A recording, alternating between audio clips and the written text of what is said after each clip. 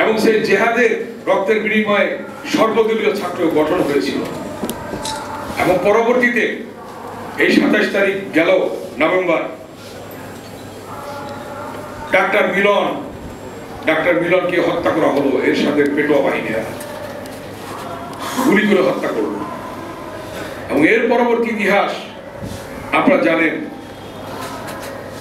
4 তারিখে এরশাদ বললেন, সিদ্ধান্ত নিল পদত্যাগ করবে। তখন দেশনেত্রী বেগম খালেদা জিয়া সেই আগের মতো জিয়াউর রহমান যেমন বলছেন, আমি মেজর জিয়া বলছি, স্বাধীনতার ঘোষণা দিয়েছিলেন, বেগম খালেদা জিয়া বলেন, আমি খালেদা জিয়া বলছি, পদত্যাগের সিদ্ধান্ত নয়, এই মুহূর্তে পদত্যাগ করতে হবে।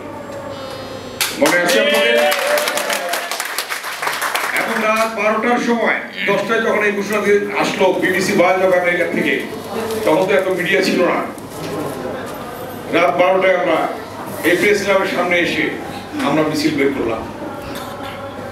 সেই মিছিল থেকে তুপখানা রোডে পার্মানেন্ট মঞ্চ করলাম 4 তারিখ রাতে, এবং সেটা 5 তারিখ চললো সভা। 6 তারিখে পদত্যাগের পরে আমরা সেই মঞ্চ সেখান থেকে উঠিয়ে নিলাম। গণতন্ত্র পুনরুদ্ধার হলো। এবং দেশনেত্রী বেগম খালেদা জিয়া ওই জিহাদের লাশের পাশে এসে বলেছিলেন, তোমরা ছাত্ররা এক হও।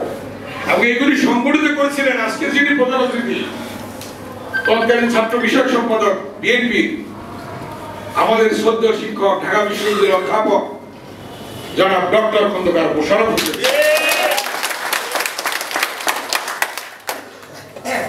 এবং এর পরবর্তী ইতিহাস আপনারা জানেন। গণতন্ত্র ফিরে আসলো, বেগম খালেদা জিয়া ক্ষমতায় আসলো, আবার গণতন্ত্র হত্যা করা হলো, মানবাধিকার পুনরুদ্ধার করা হলো। এবং সর্বশেষ যেটা দেখেছেন, দীর্ঘ 15টি বছর, 15.5 বছরে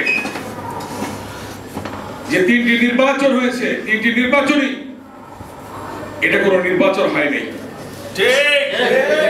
এবং এর পূর্বে তত্ত্বাবধায়ক সরকারের অধীনে নির্বাচন হয়েছে, এবং এর পরবর্তীতে একটি সরকার অধীনে নির্বাচন হয়েছে আওয়ামী লীগের অধীনে। তারা জোর করে, দখল করে, মামলা দিয়ে, হামলা করে, গায়েবী মামলা দিয়ে, গ্রাম ছাড়া করে মানুষকে নির্বাচন করে ক্ষমতায় এসেছে।